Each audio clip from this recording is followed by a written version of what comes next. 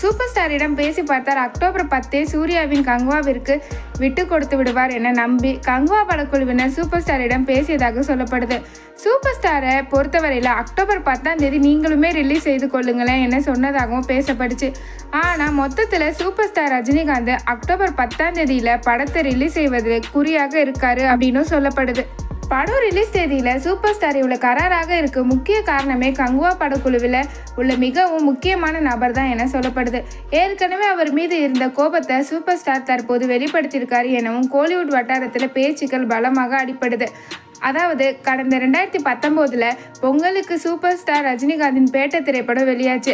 இந்த படத்தை கார்த்திக் சுப்புராஜ் இயக்கியிருந்தார். இந்த படம் விமர்சன ரீதியாகவும் வசூல் ரீதியாகவும் வெற்றி பெற்றுச்சு. ஆனால் இந்த வெற்றி சூப்பர் ஸ்டார் ரஜினிகாந்தின் மார்க்கெட் தரத்திற்கு வெற்றி பெற்றதாக அமையல.